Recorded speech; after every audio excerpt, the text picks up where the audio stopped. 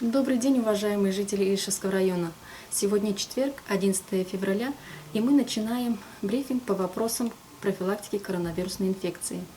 На сегодняшнем брифинге участвует начальник отдела муниципальной службы, информационно-аналитической и кадровой работы Хисамеддинов Рустам Дергамеддинович и заведующий кабинетом медицинской статистики Верхнеаркеевской центральной районной больницы Гульназ Ришатовна Нуриева. Чтобы ознакомиться с общей ситуацией по распространению коронавирусной инфекции в Республике Башкортостан, передаю слово Рустаму Дергамеддиновичу Хисамеддинову. Добрый день, уважаемые жители района. По информации Республиканского штаба по борьбе с распространением коронавирусной инфекции на 11 февраля в регионе зафиксировано 26 054 случаев заболевания. Прирост за прошедшие сутки составил 160 случаев. На сегодняшний день лечение получают 5959 человек, из них 326 человек в стационарах республики, и из них в тяжелом состоянии 39. На ИВЛ находится 7 человек. На амбулаторном лечении с легкой формой заболевания находится 5633 человек. За сутки выписано 158 пациентов. Всего за период пандемии выздоровели 19 878 человек. За прошедшие сутки зарегистрировано 3 случая смерти от COVID-19. Число умерших составляет всего 217 человек. Количество случаев внебольничной пневмонии за сутки 207 случаев, выписанных пациентов 119 человек.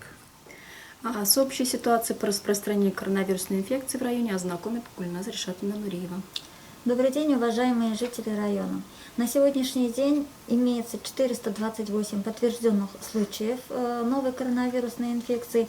За неделю эта цифра прибавилась на 24 пациента, выздоровлений 389 пациентов, что составляет 91%, или плюс 15 выздоровлений за неделю. Продолжается взятие проб биоматериала на исследование коронавирусной инфекции. На сегодняшний день взято более 12 тысяч проб. 661 проба сегодня находится в лаборатории в работе. Кроме этого, пациенты по коронавирусной инфекции также продолжают получать лечение. На сегодня 32 пациента получают амбулаторное лечение, то есть это те пациенты, которые переносят заболевания в легкой форме. И 7 пациентов находятся в инфекционных госпиталях, получают стационарное лечение в госпиталях Республики Башкортостан.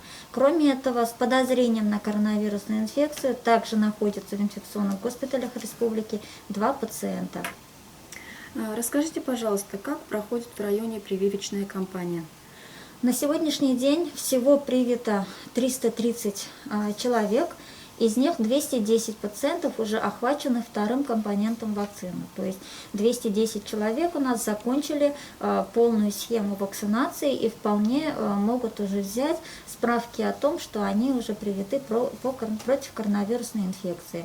Кроме этого, эти же пациенты могут взять, распечатать справку из портала госуслуг в приложении или в приложении госуслуги «Стоп коронавирус». Кроме этого, сегодня поступает 180 доз вакцины «Спутник Ви» в нашу медицинскую организацию. Эти дозы в основном рассчитаны на лиц старше 65 лет, на лиц с хроническими заболеваниями. Это хроническая обструктивная болезнь легких, хронические бронхиты, сахарный диабет, онкологическое заболевание и хроническое заболевание болезни системы кровообращения. В основном списки составляются из этой категории граждан. Кроме этого, в приоритете по решению Минздрава Российской Федерации остаются медицинские работники, работники образовательных учреждений, социальных учреждений, работники правоохранительных органов. На сегодняшний день составляются списки на освоение этих поступивших доз, и прививки также продолжаются в кабинете по вакцинации ковид. Это второй кабинет на втором этаже старого здания поликлиники после осмотра терапевта в 321 кабинете. Обращаю внимание, что обязательно нужно подходить всем пациентам с паспортом и с НИЛСом. И еще раз напоминаю, что прививка делается в 2 этапа. После первого этапа по истечению 21 дня проводится второй этап вакцинации, и после каждой прививки необходимо в течение 30 минут наблюдаться в нашем медицинском учреждении. А когда вакцинация от COVID-19 будет доступна для желающих граждан? В принципе, уже началась массовая прививочная кампания. Мы видим, что в больших количествах с нарастанием уже поступают вакцины Гамковид-Вак или Спутник Ви, и начнутся поставки уже и другой вакцины Эпивак Корона, поэтому те желающие, которые имеют желание привиться, они у нас находятся в листе ожидания. Списки составляются также с учетом этого списка ожидания, и в этом листе ожидания пациенты оставляют свои контактные данные. Хочу напомнить, чтобы телефоны, которые вы будете оставлять, чтобы они были актуальные, чтобы мы могли до вас дозвониться и пригласить в день вакцинации вас на прививку.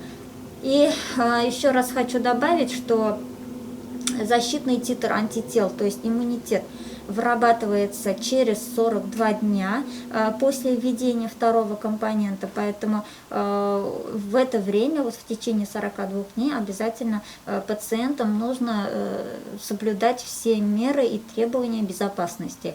Это гигиена рук, масочный режим, социальная дистанция, минимальный контакт с больными пациентами, с больными, которые имеют любые симптомы ОРВИ. В это время, вот мы как называем это период иммунологического окна, в это время пациент должен быть наибольше максимально насторожен по поводу любых инфекционных заболеваний.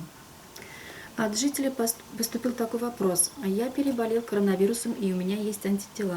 Когда я смогу привиться от коронавируса?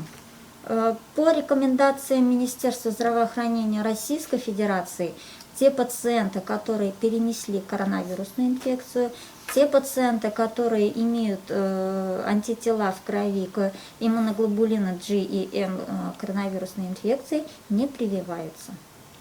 Необходимо ли исследоваться на антитела перед вакцинацией? Но у нас в показаниях и в инструкциях по вакцинации нету такого требования, чтобы пациенты сдавали ИФА на определение антител, поэтому проведение лабораторных исследований на наличие иммуноглобулинов к коронавирусу не является обязательным. Благодарим вас за подробную информацию.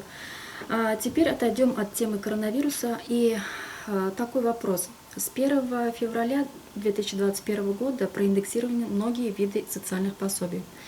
Подробнее об этом нам расскажет Рустам Дергаматинович. Пожалуйста. С 1 февраля текущего года проиндексированы многие виды социальных пособий на 4,9%. Расскажу о размерах пособий, выплачиваемых региональным отделением Фонда социального страхования России по Республике Башкортостан, а также о других изменениях с начала года. Суммы проиндексированных пособий указаны с учетом районного коэффициента, применяемого на территории республики. Единовременное пособие женщинам, вставшим на учет в медицинских организациях в ранние сроки беременности, срок до 12 недель, увеличилось до 814 рублей 46 копеек. При рождении ребенка один из родителей теперь будет получать единовременное пособие в сумме 21 719 рублей 27 копеек. С 1 июня прошлого года минимальный размер ежемесячного пособия по уходу за ребенком до 1,5 лет перестал зависеть от очередности рождения ребенка. Этот вид пособия также проиндексирован с 1 февраля текущего года, и сумма теперь составляет 8145 рублей 28 копеек. Такая сумма будет выплачиваться как на первого ребенка, так и на второго и последующих детей. Напомним, что ежемесячное пособие по уходу за ребенком работающим гражданам выплачивается в размере 40% среднего заработка за 2 года, предшествующих году наступления страхового случая. Однако указанное пособие не может быть ниже указанного минимального размера. У этого вида пособия есть и максимальный размер. С начала текущего года он также изменился и составляет 29 600 рублей. Индексация не касается пособия по беременности и родам, но остановимся и на этом виде пособия. Выплачивается оно в размере 100% средней заработной платы за 2 года, предшествующих году наступления страхового случая отпуска по беременности и родам. Также сумма выплаты зависит от продолжительности больничного по беременности и родам, которая может составлять 140 дней, 154 дня при осложненных родах и 196 дней при многоплодной беременности. Минимальный размер этого пособия, назначенного с 1 января текущего года, составляет 67 709 рублей 60 копеек. Это связано с изменением минимального размера оплаты труда до суммы 12 792 рубля. А вот увеличение предельной суммы этого пособия связано с тем, что увеличено предельное значение среднедневного заработка. Это происходит ежегодно, и в этом году предельный среднедневной заработок для расчета пособия по временной нетрудоспособности и пособия по беременности составляет 2434 рубля 25 копеек. Итак, максимальная сумма пособия по беременности за 140 дней в текущем году будет равна 340 795 рублям. Фонд социального страхования выплачивает также пособие на социальное погребение. Эта сумма проиндексирована до 7388 рублей. Благодарим вас за подробную информацию, а мы напоминаем вам телефоны горячей линии по распространению коронавирусной инфекции. Вы видите их на экране. Уважаемые лишевцы, на этом завершается наш брифинг. Встретимся с вами на следующей неделе. Берегите себя и не болейте.